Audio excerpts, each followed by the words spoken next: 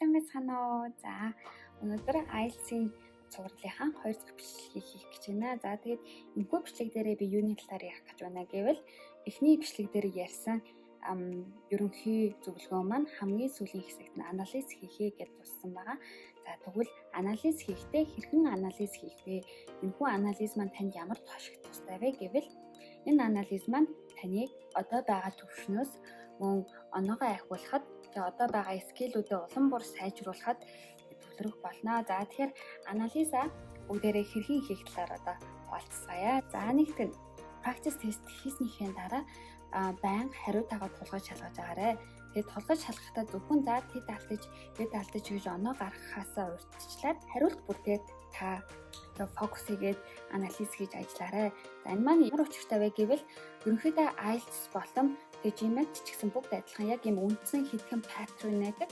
Үндсэн паттернуудын дагуу бүх шалгалтын маань асуултууд ерөнхийдөө бэлтгэгдсэн байдаг учраас хамгийн гол нь тэр паттерныг ойлгож өөртөө хэвшүүлж тэрний учрыг нь олох юм аа. За тийм болохоор та нар маань ингээд алдсан алдаа бүр дээрээ яагаад энэний хариулт энэ юм бэ гэдгийг нь ойлгож аваарай. Энэ маань ямар нэгэн зүгээр ингээд таамагаар ч юм уу азар ч юм уу тэр хариулт байж таарахгүй шүү дээ.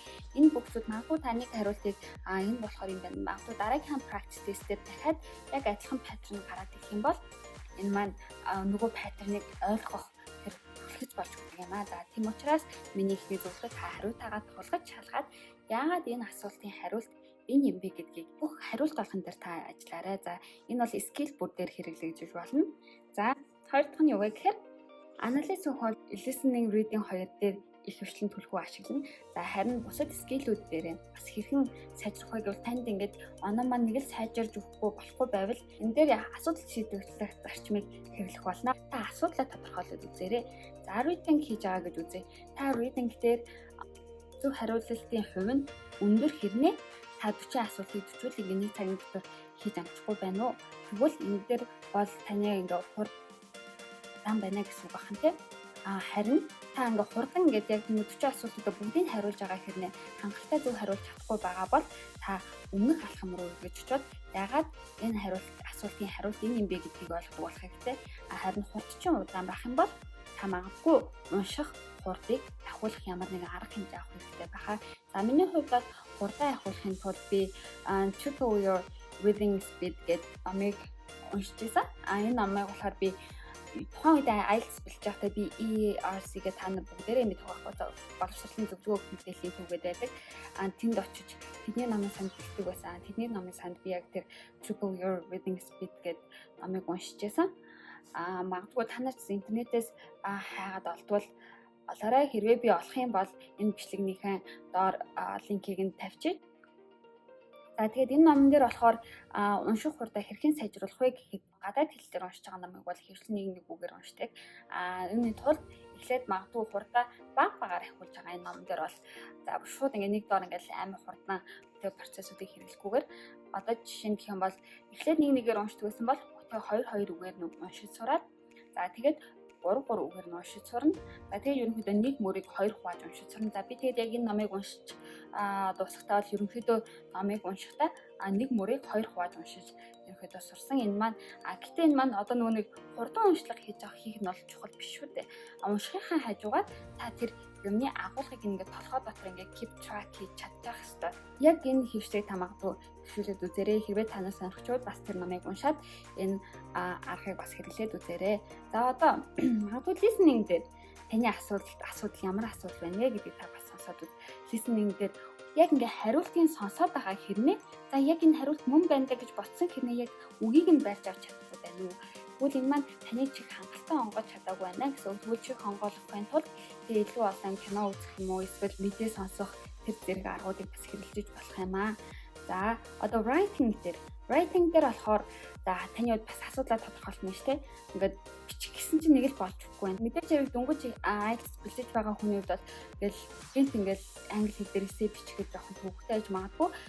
Та юу ч хамаагүй зүгээр бичээлээ. Хамгийн ихэнд үед бол та ингээд бичээл ах хэрэгтэй. Ингээд гараас чинь толгооноос чинь бүх ингээ зүгээр урсдаг гэхлээр урсдаг болох хэрэгтэй. Дараа нь харин тэрийг ингээд цэцэлдэг болох хэрэгтэй. За тийм болохоор та яг аль төвшин дээр нь явж байна. яг тэрэн дээрээ илүү анхаараарай. За миний хувьд writing-ийн скиллийг сайжруулах нэг ямар арга хэрэгжилж исэн бэ гэвэл би ерөнхийдөө хуулан бичиглэлийг айгүй хийжсэн. За гэдэг хуулан бичлэг хийхдээ зөвхөн эсэгээ хуулаад орхихгүй яагаад энэ эсэгийг ингэж бичих болсон юм бэ? Яагаад энэ эсэн дээр эдэн оноо өгж байгаа юм болоо гэдгийг бүгдээ нь ерөнхийдөө анализ хийж тийх маягийг ерөнхийдөө өөртөө суулгах гэж хичээсэн. Тэгээд та яг тэр хуулж бичсэн эсэгээ дараа нь дахиад өөрөө ингэж зохиож үзээрэй. За тэгээд баг ер нь бичиж л энэ угаасаа ерөнхийдөө таны гарт орж ирнэ тийм болохоор та бүхэн маань шантрах хэрэггүй шүү. За тэгэхээр анализ хийх юм маань хоёр талхам асуудлаа тодорхойлох нь. Та яг одоо танд тулгараад байгаа асуудал юу вэ? Та хэтэрхий удаан байна уу? Эсвэл гарт баригдаж чадахгүй байна уу? Паттерныг нь ойлгохгүй байна уу? Өөрхөн асуудлыг нэг сайн ойлгож аваад тэрийг хэрхэн сайжруулах талаар дараагийн хаалхмууд дээрээ анхаарна. Урдх нь бол мэдээж хэрэг та асуудлыг тодорхойлчихсан баг. Одоо тэгвэл асуудлыг хэрхэн шийдэх тал дээр ерөнхийдөө боломжит шийдлүүдийг ерөнхийдөө хуваалцъя. За нэгдүгээр гэх юм бол та өөрөө ихэнх оролцсон ч гэсэн тухайн асуудлыг ингээд өөрөө олж чадахгүй эсвэл магадгүй олсон ч гэсэн энэ асуудлыг хэрхэн шийдвэрлэж сайн мэдэхгүй байгаа бол та хэн нэгнээс тусламж аваарай. Яг өөрхөн асуудал дээрээ тулгуурсан тийм кейс үсгэж зөвлөгөө авч байгаарай. Тэгээс ерөнхий IELTS-ийн зөвлөгөө бол тэр бүр шууд ингээд таны кейсээр ажиллана гэсэн үг бол биш. Тийм болохоор та өөрхөн асуудлыг тодорхойлцоод тэр асуудал дээрээ тулж зөвлөгөө авах юм бол энэ маань илүү тохиромжтой авах болно. За тэгээд энэ бичлэг маань та нарт таалагдсан гэж найдаж байна. Та хамгийн гол нь юун дээр алдаад байгаагаа, юу нь болохгүй байгааг сайн ойлгож авч иж дараагийн тестүүд улам бүр сайжруулах боломжтой болно. Та нар маань тэгээ болохгүй чигээр ингээ гүрийгээд хийгээд байж болохгүй. Энэ маань өөрөө ингээ сайжрахгүй л дээ.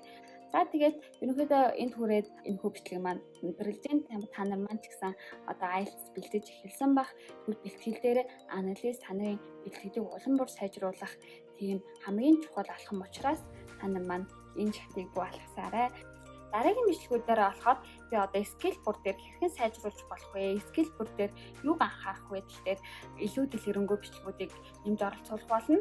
Мөн асуултуудын төрлүүд дээр ч гэсэн илүү дэлгэрэнгүй жишээтэйгээр тайлбарлаж тухайн асуултад хэрхэн хариулах талаар богино бичлэгүүдийг хийж хүргэх болно. Тэгээд та нарт маань таалагдсан гэж найдаж байна. За тэгээд надтай хамт байсанд баярлалаа. Тэгээд don't forget to subscribe my YouTube channel and I hope you guys like it. See you on next videos. Bye.